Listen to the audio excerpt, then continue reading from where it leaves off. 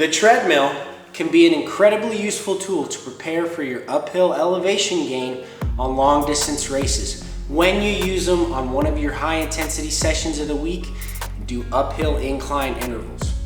Because we've all been there, at least if you've been doing long distance races long enough, you just forgot to train for the elevation gain. And you're going up a hill in the beginning and it just shoots your legs out from under you and they just feel dead for the rest of the race and you can't recover. So follow along and I'm going to teach you how to use this tool for your benefit. And I know what you're thinking, the treadmill is just a torture wheel, hamster wheel, okay? There's mental drawbacks of it for sure, but if you embrace the process, it can be a game changer. The treadmill can also help reduce your chance of overuse injury, especially if you're doing some high mileage training, all right? By reducing impact, all right, because treadmills just, have less impact on them. They have a little bit of cushion, they're softer than hard roads, and running uphill leads to less impact as well, just by the way you're landing on the ground. There's more impact when you're running downhill. That's why technique running downhill is so important. I'm going to cover that in another episode. But don't just make impact, the boogie monster. You need to just slowly, gradually improve your durability and be able to withstand impact over time. But you have to be very gradual about it. And if you get an overuse injury, it just is going to lead to detraining and a yo-yo effect over time. So I'm 6 weeks out right now from my marathon, and it's got 900 feet of elevation gain. I know that's not much if you're doing ultra marathon trail races where there's a lot of hiking, but when you're going for speed, 900 feet of elevation gain is a lot. A lot of people, go to Boston, the magic race or the infamous race, and they qualify on a super flat course and they get to Boston and the hills crush them. All right, so prepare for the elevation. Use the treadmill if you need to, because a lot of people need to because they live in a very flat area and they don't have the hills for it.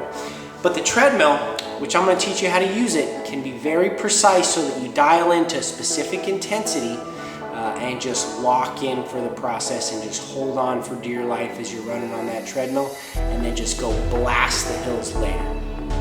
So right now I'm using it once per week on one of my high intensity sessions, where the other session is my long peak, marathon pace session. So that was 2 days ago,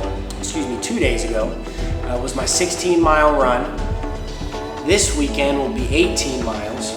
But 3 days after, so tomorrow morning, I'm gonna be doing some moderate intensity uphill incline intervals. So follow along and I'll walk you through it.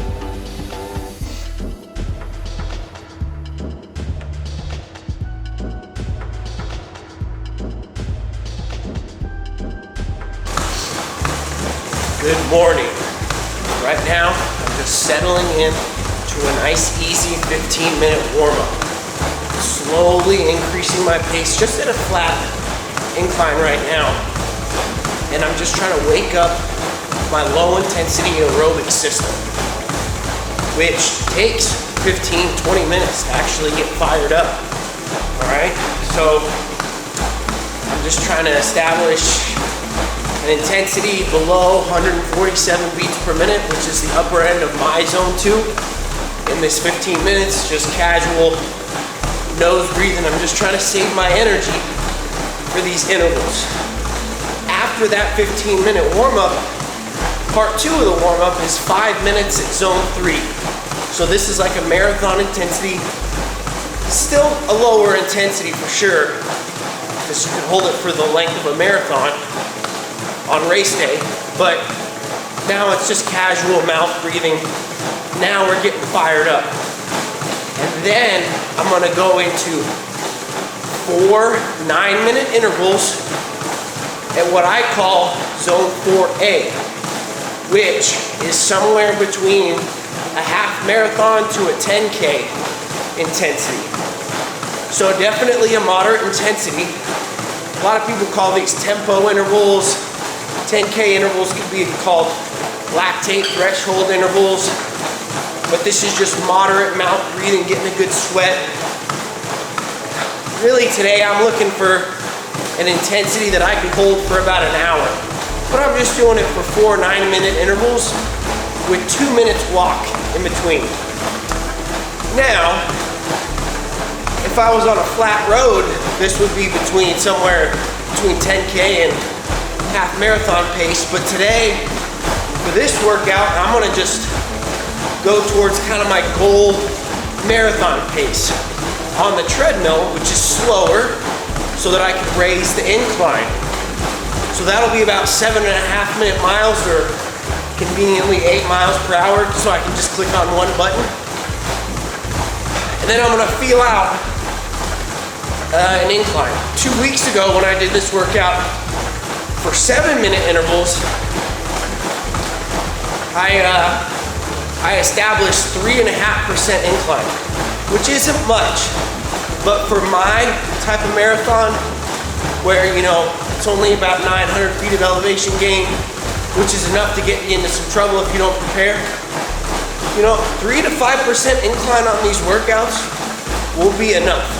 To simplify it, if you know the upper end of your zone 2, it's probably 15 to 25 beats per minute higher than your zone 2 heart rate. But, everybody's different. Go to my website if you want and put your email at the bottom of the website, and you'll get sent my course for free, which goes in detail on how to set up heart rate zones and just customize it to yourself. But without further ado, I'm gonna just get into it. I'll check in after, and I'm gonna just get after it. Embrace the suck. It's 5 a.m. Let's go.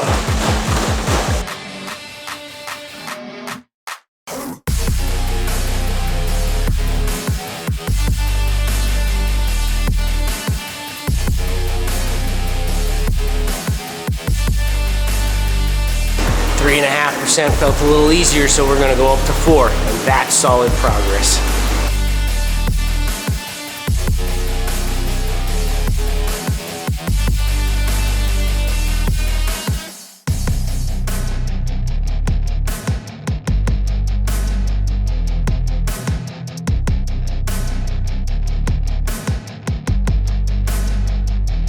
Heart rate's a little high, but breathing feels easy and moderate.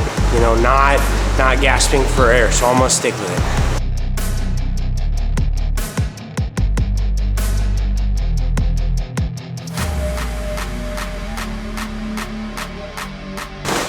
I am super happy with that.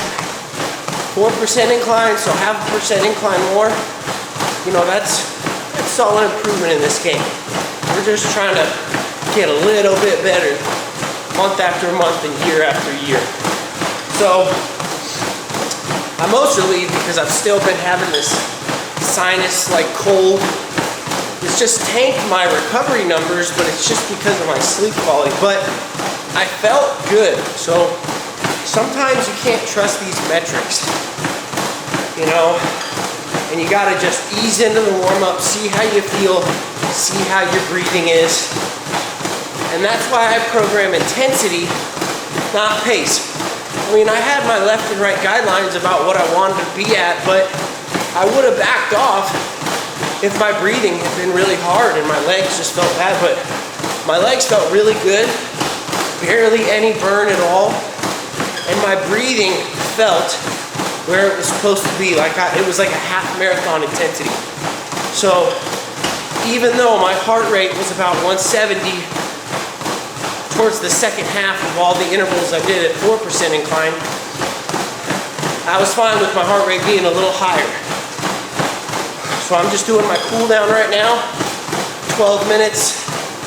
So it'll be about an hour and 15-minute workout. I'm gonna get about 8.5 miles in total. Great solid session. Later today, I'm gonna consolidate the stress on my legs and do my once-a-week lower body strength session. My only other session where I kind of do lower body stuff will be a couple days from now, in between now and my 18-mile run, where it's just some jumps, some hops, and some hip accessories. But consolidating the stress all on one day, doing high intensity, run in the morning and then doing some lower body strength stuff all at one time allows you to then recover in between those days on the legs and just do your easy, low intensity walking or running. So, embrace the process. Great session. Follow along next time.